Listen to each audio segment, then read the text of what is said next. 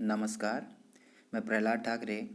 आज हम रहीम के दोहे के बारे में चर्चा करेंगे। इससे पहले वीडियो में हमने बाकी दोहों को पढ़ा है। आज हम इन 4 दोहों को पढ़ेंगे। दोहे कुछ इस प्रकार हैं। बिगड़ी बात बने नहीं, लाख करो किन कोय, रहीमन फाटे दूध को, मथे न माखन होए, रहीमन देखी बड़ेन को, लघु न दीजे डारी, जहाँ काम आवे सुई, कहाँ करे तरवारी, रहीमन निज संपत्ति बिना, को न विपत्ति सहाय, बिनु पानी ज्यों जलज को, नहीं रवि सके बचाए, रहीमन पानी राखिए, बिनु पानी सब सून, पानी गए न उभरे, मोती मानुष चून, रहीमा मोती मानुष चून। तो कवि रहीम जी के द्वारा ये दोहे रचे गए हैं। इन दोहे के बारे में हम क्रम से अर्थ को समझें कि बिगड़ी बात बने नहीं, बिगड़ी बात बने नहीं, लाख करे किन कोय। बिगड़ी का मतलब है यहाँ पे बिगड़ी हुई जो बातें होती है, जो बातें बिगड़ जाती हैं, बिगड़ी बातें हैं, वो बात कभी बनेगी नहीं। कवि का क्या अर्थ है कि बिगड़ी बात बने नहीं, लाख करे किन कोय। कवि रहीम कह रहे हैं कि एक बार जो बात बिगड़ जाती है, लाख करे किन कोय, लाख कोशिश करने के बाद भी वह ठीक नहीं हो पाती। रहीमन फाटे दूध को, मथे न माखन होए। जिस प्रकार या जिस तरह कहा जाए कि दूध के फटने के बाद उसको कितना भी मथा जाए, उससे मक्खन नहीं निकल सकता, उससे मक्खन नहीं बन सकता। तो कवि ने कहा है कि एक बार अगर बात बिगड़ जाती है तो लाख कोशिश करने पर भी वह बात नहीं बनती है। जिस तरह दूध अगर फट गया तो उसे अगर हम माखन बनाने की कोशिश करें तो भी उसका माखन नहीं बनता है। तो कवि का कहने का आशय है कि किसी से अगर हमारे संबंध खराब हो जाते हैं तो वह संबंध कितने भी प्रयास करने के बाद भी पहले जैसे वह संबंध नहीं हो पाते हैं। आइए अगले पद की तरफ बढ़ें, दोहे की तरफ कि रहीमन देखिन बड़ेन को, लघु न दीजिए डारी। कवि रहीम ने क्या कहा है, यहाँ बड़ेन का अर्थ क्या है, बड़ा, और डारी का यहाँ पे जो अर्थ है वो डालना को कहा गया है। कि कवि रहीम ने यहाँ कहे हैं कि रहीमन देखेन बड़ेन को, लघु न दीजिए डारी। कि बड़ों को सामने देखकर, देखेन बड़ेन को, लघु न दीजिए डारी। कि बड़े लोगों को या बड़ों को सामने देखकर छोटे की उपेक्षा या उसका त्याग नहीं करना चाहिए। क्यों नहीं करना चाहिए? जहाँ काम आवे सुई, कहाँ करे तरवारी। मतलब क्या है, उनका त्याग क्यों नहीं करना चाहिए? क्योंकि जहाँ पर सुई काम आती है वहाँ पे तलवार का कोई काम नहीं है। वहाँ तलवार क्या काम कर सकती है? सुई का काम सुई ही करेगी, तलवार नहीं कर सकती है। तो कवि ने इन दोहे में कहा है कि अगर हम बड़े लोगों को देखकर छोटों का हमें लघु, छोटे लोगों का त्याग नहीं करना है। क्योंकि जहाँ अगर, इसका मतलब यह है कि अगर जो सुई है वो सुई अपना काम करती है, तलवार है वह अपना काम करती है, तो छोटे जो लोग हैं वह अपना काम करेंगे, बड़े लोग अपना काम करेंगे। तो छोटे लोगों को देखकर हमें बड़े लोगों को देखकर हमें छोटे लोगों का त्याग नहीं करना है। तो कवि का इस दोहे का मतलब है, कहने का मतलब है कि यह कहना चाहते हैं कवि कि संसार में मौजूद बहुत सारे लोग हैं, सबका अपना अपना महत्व है, सबका अपना अपना कार्य है। किसी और के कार्य का स्थान नहीं ले सकता। इसलिए हमें क्या करना है, महान एवं बड़े लोगों को देखकर हमें लघु या छोटे लोगों को या उन लोगों के ऊपर हमें उन्हें त्यागना नहीं है, उनकी उपेक्षा नहीं करना है, क्योंकि उनका कार्य कोई अन्य व्यक्ति या कोई अन्य नहीं कर सकता। जिसका जो कार्य होता है वही अपना वह कार्य करता है। अगले पद की तरफ बढ़ते हैं। अगला पद है, रहीमन निज संपत्ति बिना को न विपत्ति सहाय, बिनु पानी ज्यों जलज को नहीं रवि सके बचाए।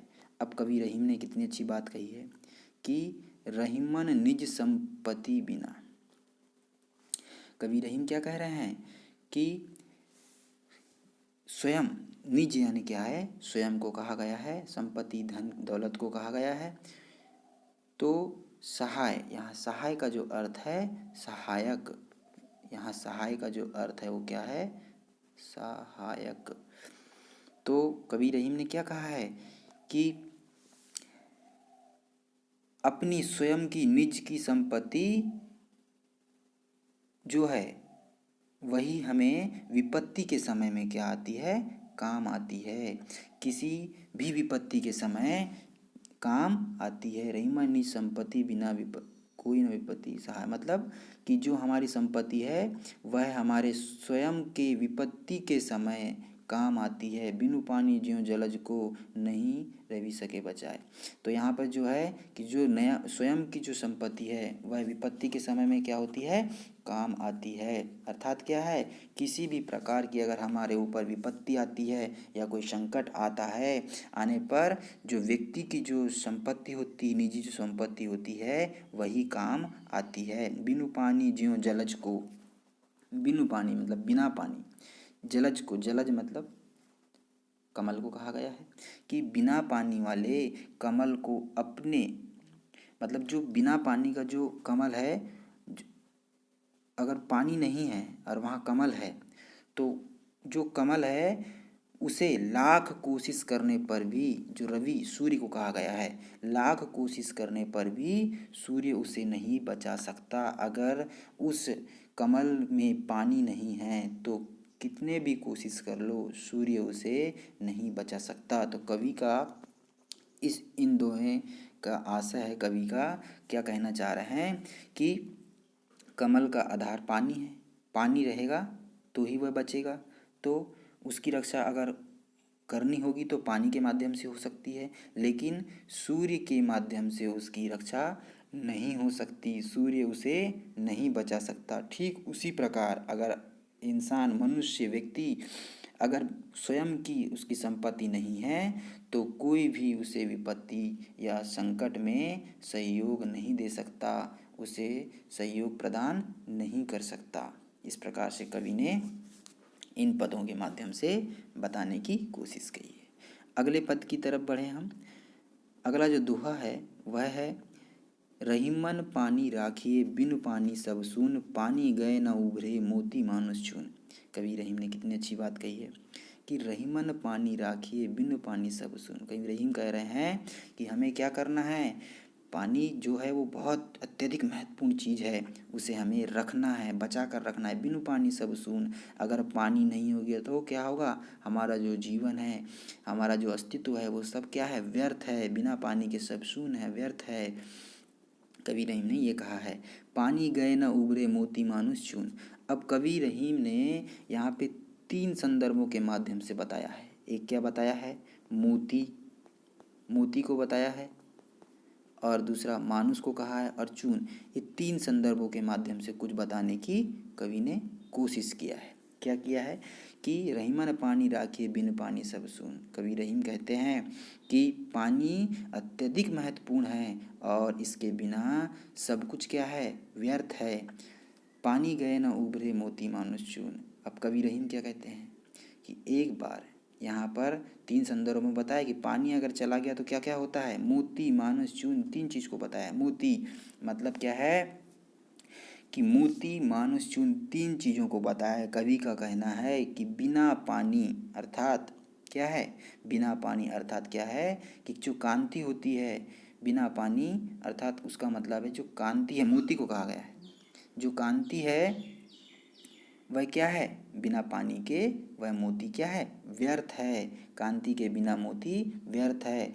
फिर यहाँ मानुष को कहा गया है बिना पानी, बिना पानी के अर्थात सम्मान या इज्जत के बिना मनुष्य क्या है, व्यर्थ है।